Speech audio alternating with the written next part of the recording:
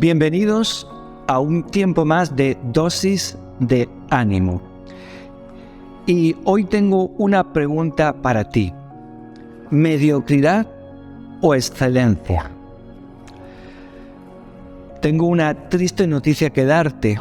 La mayoría de los seres humanos anhelamos la excelencia, pero la realidad es que vivimos y nos movemos rodeados de mediocridad. Pero si eres creyente, si eres hijo de Dios, Él te ha dado depósitos y asignaciones extraordinarios para que vivas haciendo la diferencia sin importar lo mucho o lo poco que puedas tener. Porque vivir en excelencia no necesariamente significa abundancia de bienes materiales. Aunque si esta es parte de la asignación que Dios te da, sea agradecido por ello y administralo bien. Dios hace una afirmación extraordinaria acerca de lo que quiere para tu vida. En el libro de Jeremías 29, verso 11, encontramos registrado la siguiente afirmación de parte de Dios para ti.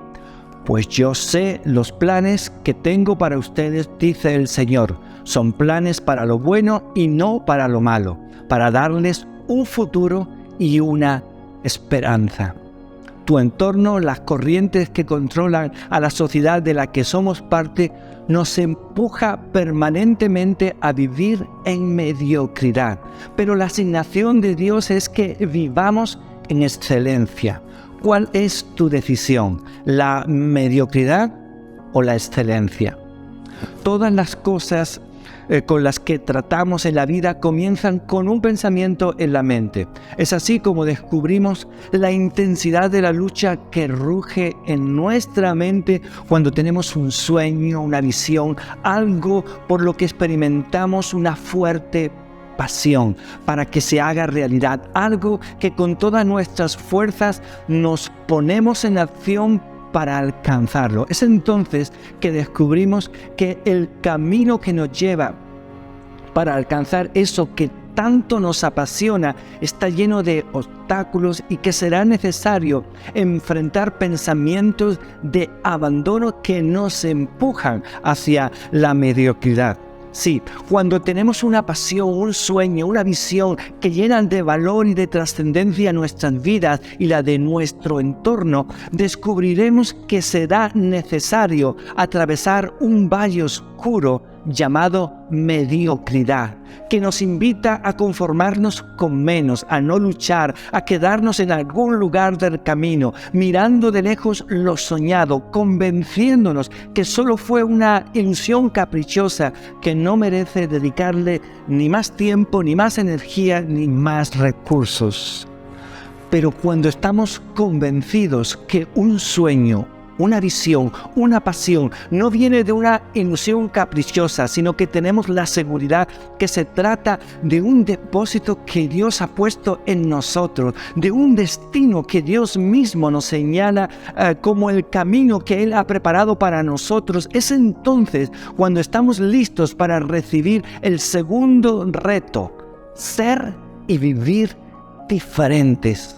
Las personas que despejan la niebla en su mente que lo paraliza ya no se satisface flotando a la deriva sin rumbo. La visión que viene de Dios nos llena de pensamientos y de determinación para seguir adelante. La determinación entra, marchando, importunando a la pereza y a la indiferencia. Es entonces que comenzamos a valorar las prioridades, los pasos que debemos de dar, sin importar el esfuerzo, el sacrificio o el precio que debemos de pagar. Es entonces cuando tomamos conciencia del primer paso que a este le sigue un segundo y un tercero, y así cada una de nuestras acciones son como una ficha de dominó que golpea a otra, donde un paso representa una etapa que nos lleva a otra y a la siguiente, y juntas forman una unidad que describe lo que es fundamental para vivir diferentes con excelencia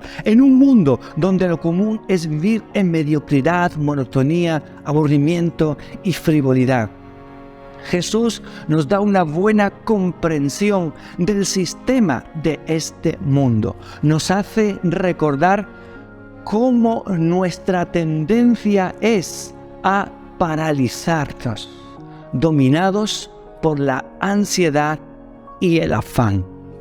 En el libro de Mateos capítulo 6, a partir del verso 25, nos dice: por tanto os digo, no os afanéis por vuestra vida, qué habéis de comer o qué habéis de beber, ni por vuestro cuerpo, qué habéis de vestir. ¿No es la vida más que el alimento y el cuerpo más que el vestido? Mirad las aves del cielo, que no siembran ni siegan, ni recogen en graneros, y vuestro Padre Celestial las alimenta. ¿No valéis vosotros mucho más que ellas?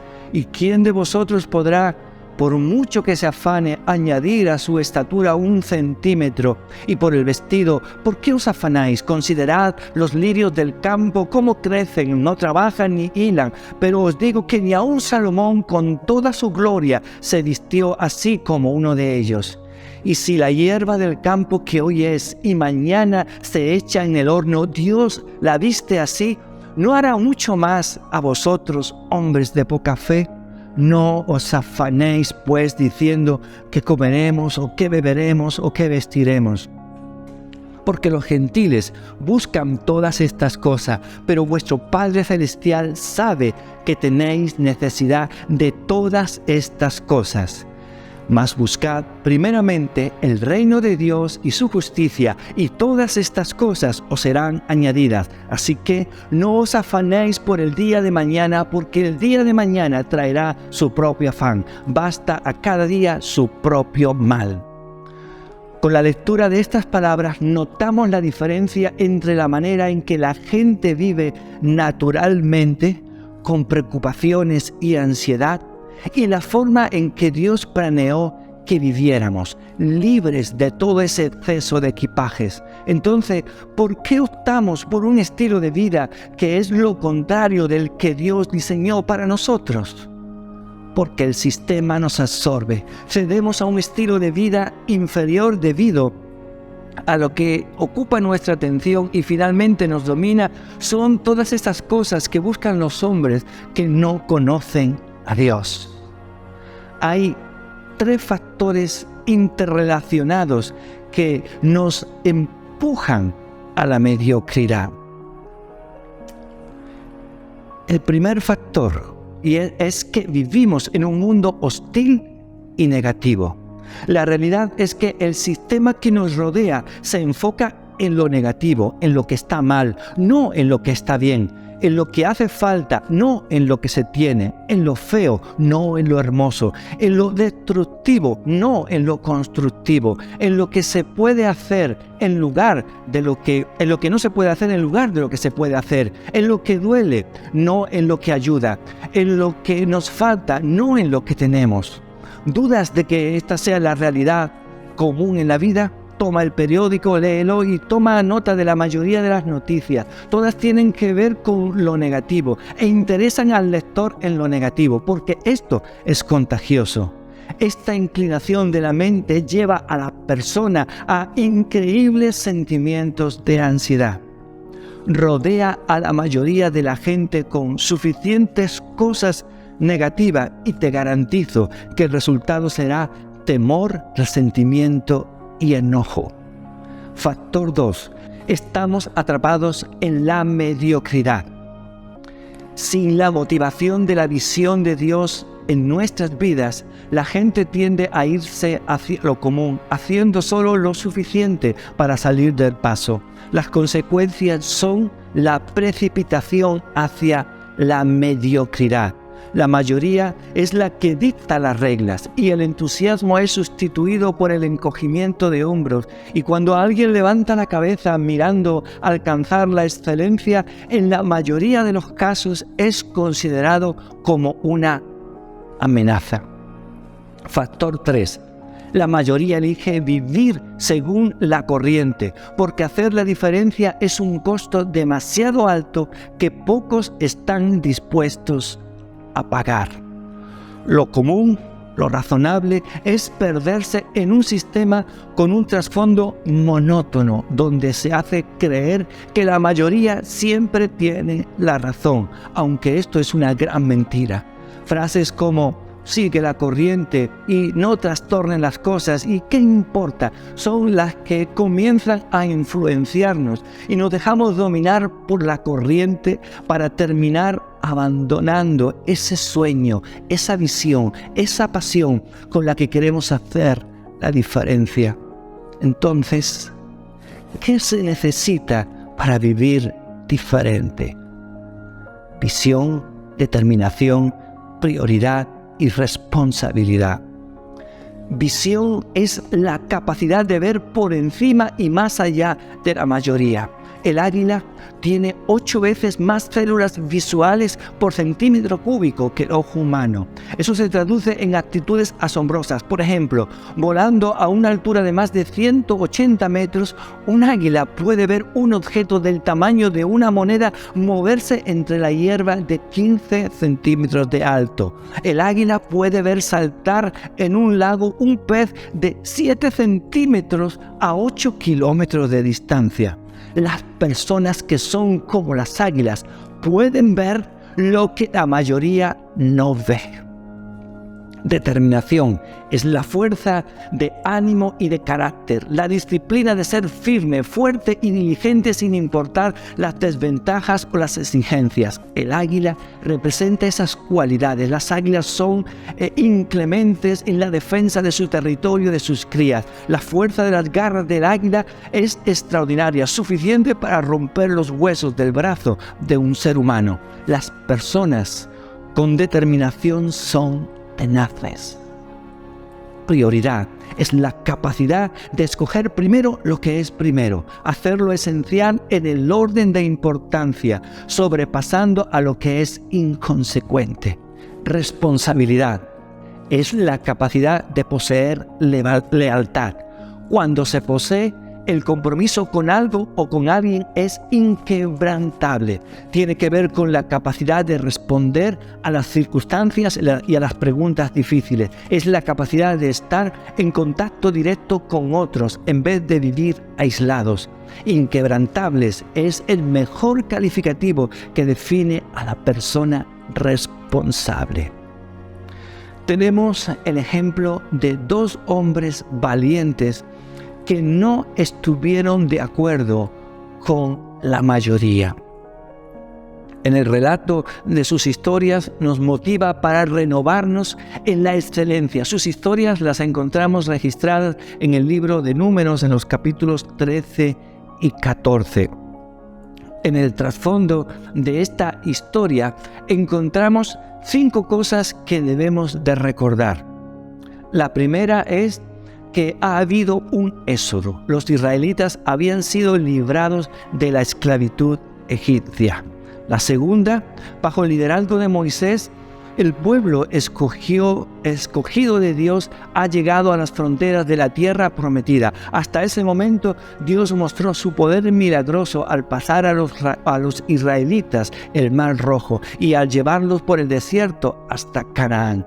Lo tercero es que el territorio nuevo era de ellos. Dios se lo había dado. Dios prometió claramente que es esa tierra a su pueblo. Les dice, tendrás que invadirla y pelear por ella, pero la victoria está garantizada, les dice el Señor.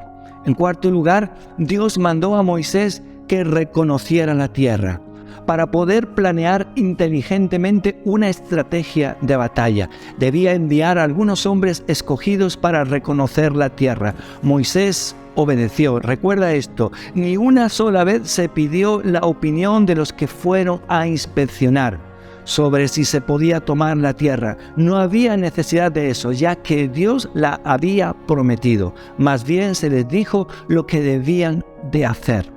Esos hombres eran conocidos en aquellos días, eran hombres de renombre entre los israelitas. Los 12 eran líderes, pero solo 2 tuvieron una forma diferente de pensar. En quinto lugar, el propósito de la misión era claro: Una vez que descubrieran esas cosas, se terminaba la misión. Moisés no dijo nada como: y cuando regrese, aconséjenos si debemos invadir la tierra. Solo debían reconocer la tierra rápidamente y dar un informe de lo que habían visto. Así que fueron y estuvieron por 40 días en ese lugar. Todo el mundo se juntó para oír el informe de estos 12 hombres. Todo iba bien hasta aquí. Y seguro que se oyeron algunas exclamaciones de admiración. El informe empezó bien, pero terminó siendo un informe negativo.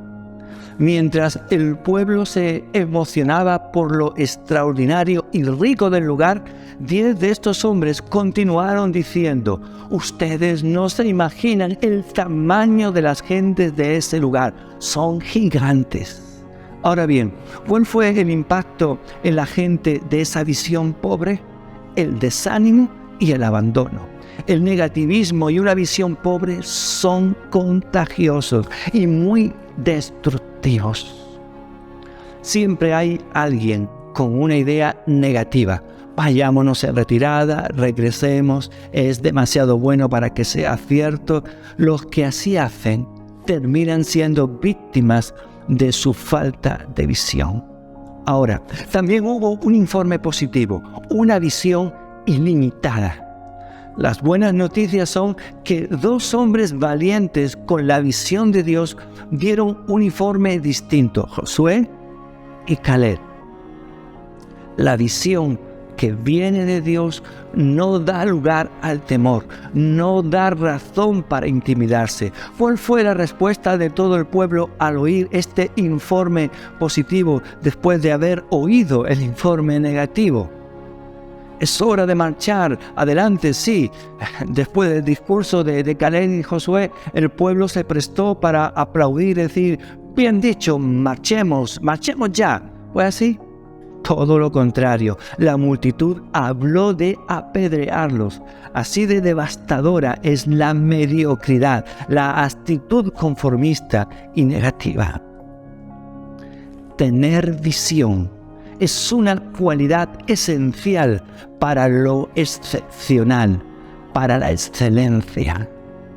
Algunas características de una visión dada por Dios que nos lleva a alcanzar lo extraordinario, lo que parece imposible, son características como las que vamos a decir a continuación. Primero, actitud.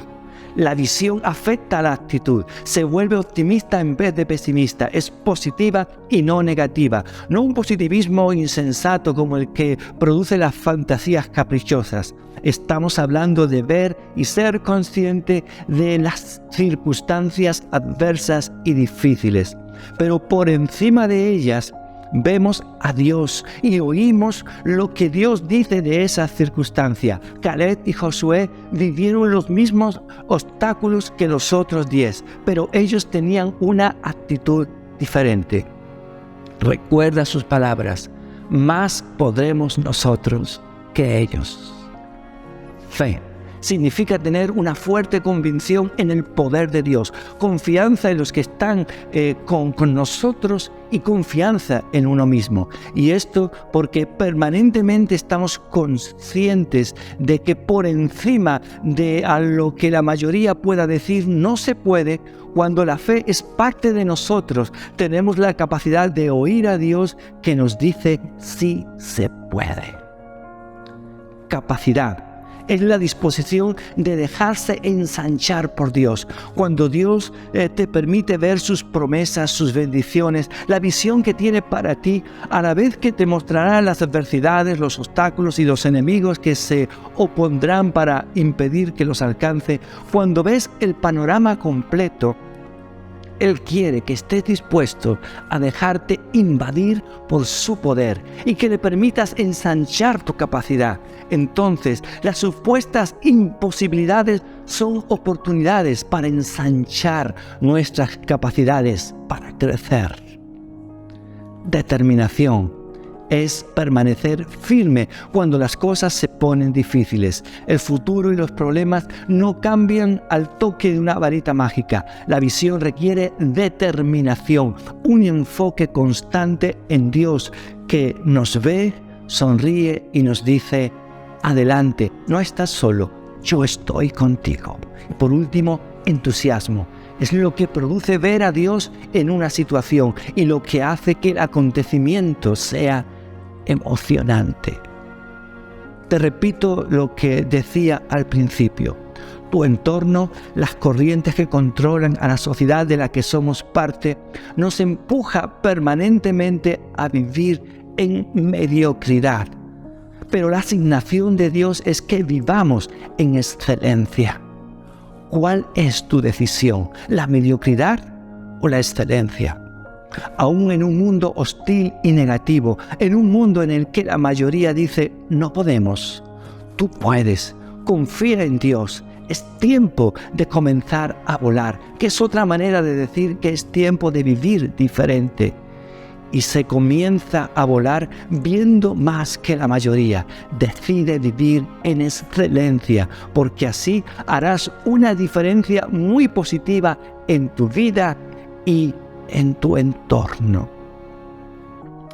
Mi querido amigo, mi amiga, mi hermano, hasta aquí hemos llegado con esta reflexión acerca de la importancia de vivir en excelencia en lugar de la mediocridad, porque este es el llamado de Dios para sus hijos. Yo quiero enfáticamente animarte a que si tú amas a Dios, que si tú tienes una relación íntima con Dios, no te conformes a dejarte llevar por las corrientes de negativismo, de las circunstancias que pueden estar a tu alrededor. Con Dios siempre podrás hacer la diferencia. Con Dios siempre podrás ver las cosas de una manera diferente, como las águilas lo ven, que pueden volar y remontarse y tienen una visión panorámica de cosas que el resto de la gente no ve. Así sucederá contigo cuando buscamos a Dios, cuando buscamos que Él nos vista, que Él nos asigne, que Él ponga ese depósito en nosotros, esa capacidad de tener la visión de ver como Él ve las circunstancias, aun aquellas que son difíciles. Y siempre vamos a encontrar una fórmula, una manera, siempre vamos a encontrar el poder de Dios en nosotros para poder hacer la diferencia y vivir en excelencia. Mi oración a Dios es que así sea en tu vida, que tú te apoderes de Dios, que abraces a Dios de esta manera y vas a comprobar cómo Él está contigo y vas a ver que las circunstancias se vuelven distintas. No estoy hablando de tener mucho o tener poco. Si Dios te da la asignación de tener mucho, qué bueno. Pero si es tener lo suficiente, tú podrás vivir también haciendo la diferencia en este mundo, siendo feliz y impartiendo esa felicidad y esa vida en todo el entorno del que tú seas parte. Así que mi hermano, mi hermana, mi amigo, vivamos en excelencia y no en mediocridad. Gracias por haber estado hasta aquí, hasta esta hora. Les bendigo y me despido y hasta la próxima que nos volvamos a encontrar. Dios les bendiga.